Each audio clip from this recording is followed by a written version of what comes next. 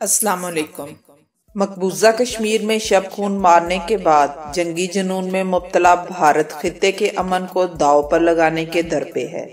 حال ہی میں بھارت نے راجستھان میں 28 نومبر سے 4 دسمبر تک فوجی مشقیں کرنے کا فیصلہ کیا، جن میں 40,000 سے زائد فوجی حصہ لیں گے۔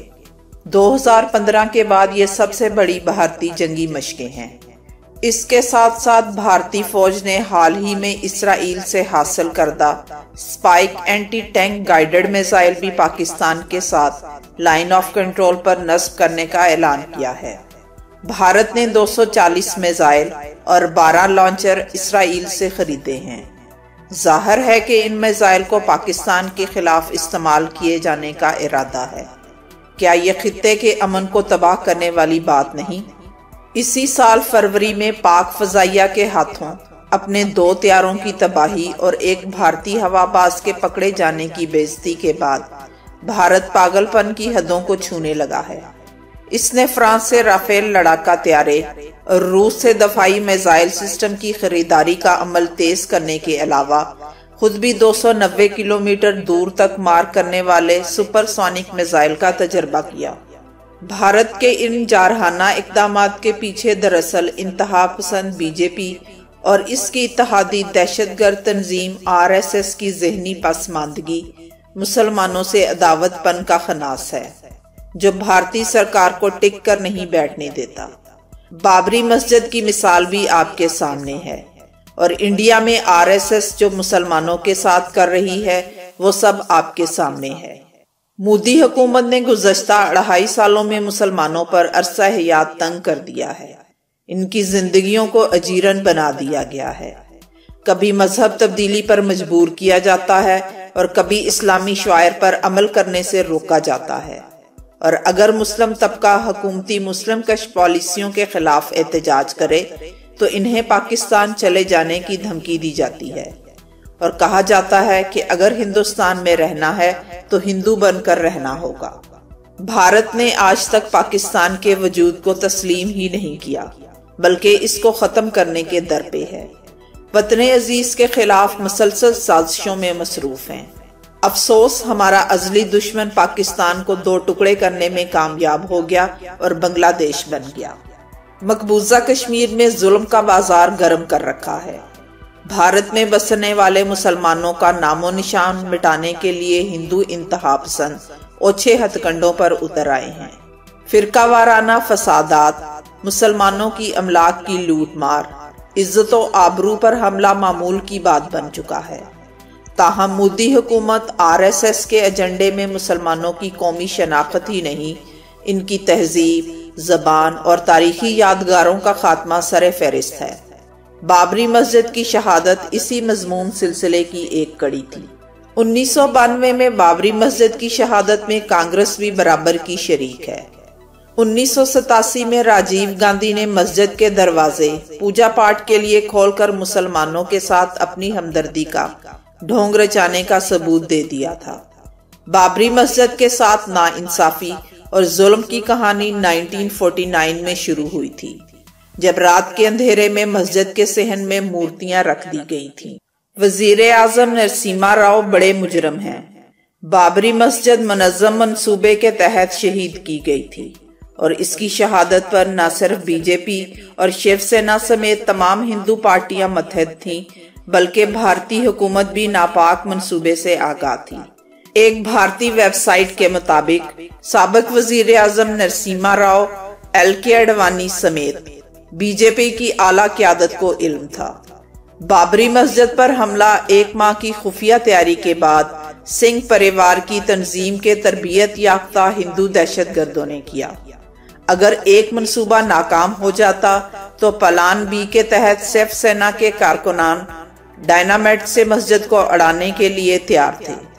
کوبرا پوسٹ کی خفیہ آپریشن رپورٹ کے مطابق بابری مسجد کی شہادت کے آپریشن کو جنم بھومی کا نام دیا گیا تھا۔ ہندو انتہا پسندوں کی مسلم مخالف سرگرمیاں عروج پر پہنچ چکی ہیں۔ مساجد کو جارحیت کا نشانہ بنایا جا رہا ہے، اور مدرسوں کے خلاف پراپوگنڈا کرتے ہوئے انہیں دہشت گردی کی نرسری کہا جاتا ہے۔ صرف گائے کا گوشت گھر میں رکھنے کے جرم میں مسلمان کو موت کے گھاٹ اتار دیا جاتا ہے۔ مودی دور حکومت میں ہندو شرپسندوں کے حوصلے بڑھ گئے ہیں۔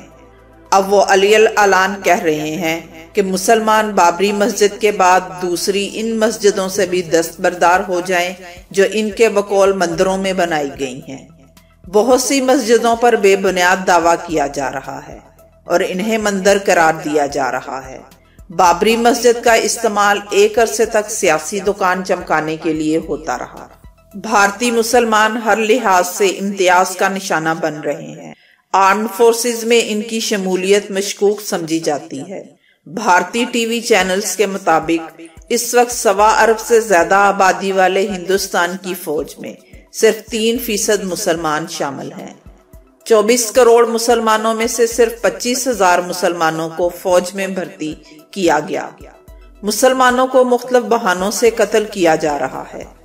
ہندو دہشت گرد بابری مسجد کے بعد تمام مسجدوں کو شہید کرنا چاہتے ہیں اور مودی حکومت کو مسلم قتل عام اور ان پر روا رکھے گئے مظالم کی کوئی پرواہ نہیں۔ بھارتی تاریخ اور تہذیب سے اسلام اور مسلمانوں کے نقوش کو مٹانے کی کوشش کی جا رہی ہے۔ دہلی کا قطب مینار بھی ہندو فرقہ پرستوں کے نشانے پر ہے۔ دہلی کے لال قلعہ کو ملیا میٹ کرنا بھی ان کے مذموم عزائم میں شامل ہے۔ تاج محل، آگرہ کا قلعہ، فتح پور سیکری کے نام و نشان کو مٹایا جا رہا ہے۔ بیجاپور، گولکنڈا اور حیدرآباد کی مسلم تاریخی یادگاروں کو بھی نیست و نابود کرنا ان کا ایجنڈا ہے۔ دراصل ہندوستان کی تاریخ کو مسخ کیا جا رہا ہے۔ لگاتار یہ کوششیں ہو رہی ہیں کہ گزشتہ 14 صدیوں میں ہندوستان کے طول و عرض میں جو کچھ مسلم تہذیب کے اثرات ہیں انہیں ختم کر دیا جائے۔ مسلم تاریخی شخصیتوں کے نام سے منسوب شاہراہوں، علاقوں اور شہروں کے نام کو بدلا جا رہا ہے۔ اردو زبان کا بھی مسلسل استحصال جاری ہے۔ اورنگ آباد، الہ آباد، حیدرآباد، احمد آباد، لکھنؤ، علی گڑھ، فیض آباد وغیرہ کے نام بھی تبدیل کرنے کا منصوبہ ہے۔ ان تمام شہروں کے نام مسلمانوں کے نام پر ہیں۔ دہلی میں اکثر دھام مندر کی تعمیر کا مقصد یہی تھا کہ سیاح قطب مینار اور لال قلعہ دیکھنے کی بجائے مندر دیکھنے آئیں۔ آگرہ میں تاج محل سے زیادہ شاندار دیال باغ کی تعمیر کا سلسلہ کئی سالوں سے جاری ہے تاکہ آگرہ آنے والوں کو مسلم ہندوستان کے تاج محل کی بجائے دیال باغ کی سیر کروائی جائے۔ دہلی سے لے کر مہاراشٹر کے دولت آباد تک اور بنگال سے لے کر گجرات و کرناٹک تک مسلم عہد حکومت کی ہزاروں تاریخی عمارات کو تاراج کیا جا چکا ہے اور یہ سب کچھ ایک منظم سازش کے تحت ہو رہا ہے۔ سنگھ پریوار موجودہ تاریخ کو بدلنے کا خواب روز اول سے دیکھ رہا ہے۔ اتفاق سے اب حکومت بھی ان کی آ گئی ہے، لہٰذا یہ کام مزید آسان ہو گیا ہے اور وزارت تعلیم نصاب تعلیم کو بدلنے میں لگی ہوئی ہے۔ بھارت میں جتنے علمی، تاریخی اور تحقیقی ادارے ہیں ان کی سربراہی ہندو فرقہ پرستوں کو سونپ دی گئی ہے۔ ٹی وی سیریز اور ڈراموں میں مسلم تاریخ کو توڑ مروڑ کر پیش کیا جا رہا ہے۔ یہ سب بھارتی وزیر اعظم نریندر مودی کی زیر قیادت انجام دیا جا رہا ہے۔ بی جے پی کا اصل مشن یہی ہے کہ مسلم ثقافت و زبان اور یادگاروں کا بھارت سے خاتمہ کر دیا جائے۔